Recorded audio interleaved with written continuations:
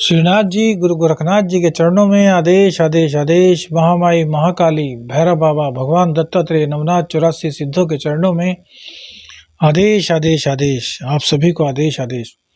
बात कर रहे हैं सूर्यदेव के मकर राशि में परिवर्तन की।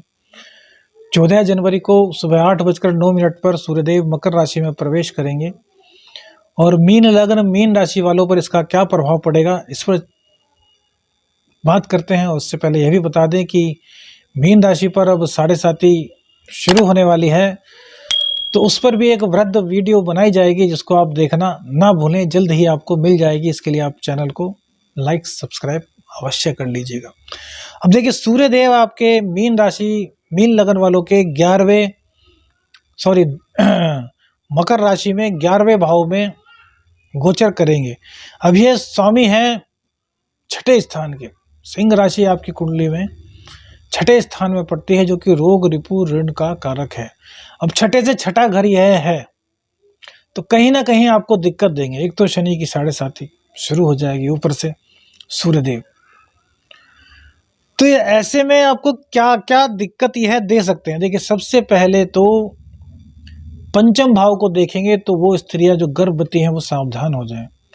3 महीने तक की यदि कोई गर्भवती स्त्री है तो इस गोचर काल में उसको सावधान रहने की बहुत अधिक आवश्यकता है। वैसा नहीं हम कह रहे कि दिक्कत होगी भैया, लेकिन यदि कोई चीज़ हो सकती है और उसका हमें पता है तो हम बचाव अच्छे तरीके से कर सकते हैं।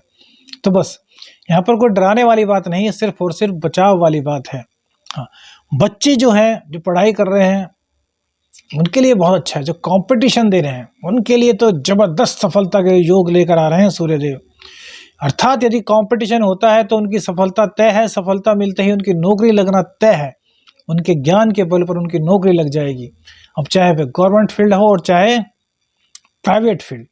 तो यहाँ पर किसी भी तरह की कोई घबराने की आवश्यकता नहीं है। हाँ, 6ठे भाव के स्वामी है तो कहीं ना कहीं थोड़ा रोग उत्पन्न कर सकते हैं। तो रोग उत्पन्न ना हो इसके लिए धूप में रोजाना थोड़ा जरूर बैठें। धूप में बैठेंगे तो सूर्यदेव की ऊर्जा आपको प्राप्त होगी।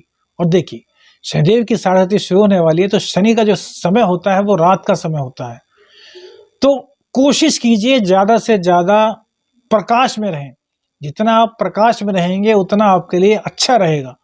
सूर्य देव की कृपा आपको प्राप्त करनी है, शनिदेव की आपको कृपा प्राप्त करनी है, तो एक मंत्र है, ओम दशरथ पुत्राय नमः। देखिए, सॉरी, ओम सूर्य पुत्राय नमः। दशरथ पुत्राय गलत बोल गए, भगवान श्री राम का मंत्र याद आ गया। ओम सूर्य पुत्राय नमः। देखिए, सूर्य देव के पुत्र यम देवता भी हैं और शनि देवता भी हैं। अब आप ओम सूर्य पुत्राय नमः का जाप करते हैं 5 माला सुबह, 6 माला शाम को। बहुत छोटा सा मंत्र है। तो क्या होगा, जो शनिदेव है वह भी आपसे प्रसन्न होंगे, जो यमदेव हैं वह भी आपसे प्रसन्न होंगे, और सूर्य भगवान को आप पुकार रहे हैं तो सूर्य भगवान भी आपसे प्रसन्न होंगे। देखिए, बहुत गहरा लॉजिक है। मतांतर में मत पड़िएगा। हम किसी को कोई बुरा नहीं कहते, हम अपना तर्क आपको बता रहे हैं। तर्क यदि आपको समझ ना आए तब बताना, यदि तर्क समझ आए तो फिर कोई इस तरह के कमेंट्स मत करना कि गुरुजी आपने क्या बताया। बहुत कुछ सोच कर, बहुत कुछ समझ कर इस चीज़ को आप समझिए कि आप और आपके पिताजी कहीं पर जाते हैं और कोई व्यक्ति यदि आपके पिताजी का सम्मान करता है, कहता है आपके पिताजी को, सपोज कीजिए उनका नाम अशोक कुमार है, कि आइए अशोक जी, आप हमारे बड़े भाई हैं, आप बैठिए, स्थान ग्रहण कीजिए, अरे लाओ उनके लिए चाय लेकर आओ, ठंडा लेकर आओ, और वो आपको नहीं पूछता, तो क्या आप बुरा मानेंगे? नहीं। क्यों? क्योंकि आपके पिता का सम्मान हुआ है, और जहाँ आपके पिता का सम्मान हुआ वहाँ आपका सम्मान हुआ। भले ही उन पिता पुत्र में आपस में तकरार हो, फिर भी पिता का यदि सम्मान हुआ तो पुत्र का सम्मान स्वतः हो गया, और पुत्र को अलग से कुछ सम्मान देने की आवश्यकता नहीं होती। अब इसका मतलब यह भी मत निकालिएगा कि शनिदेव की पूजा करना नहीं चाहिए, ये नहीं करना चाहिए। हमने एक सिर्फ तर्क देकर बताया है कि सूर्य देव को प्रसन्न करने से भी शनि देवता की कृपा प्राप्त होगी। भले ही शत्रुवत व्यवहार हो, लेकिन पिता पुत्र के संबंध को कोई भी नहीं तोड़ सकता। खुद पर आजमा लीजिएगा। आपके पिता से यदि आपकी तकरार है तब भी आप अपने पिता का बुरा नहीं करेंगे और आपके पिता आपका बुरा नहीं करेंगे। अपवाद हर चीज का होता है, रेयर चांस हर जगह होते हैं, लेकिन मैक्सिमम परसेंटेज निकालिएगा जो बात हमने कही है वह सत्य है या नहीं। यदि सत्य है और आपके दिल को छुई होगी तो कमेंट करके अवश्य बताइएगा। अब बात करते हैं कि सूर्य देव से शनि देवता को और यम देवता को तो हमने प्रसन्न कर लिया। अब सूर्य देवता की और कृपा प्राप्त कैसे करें?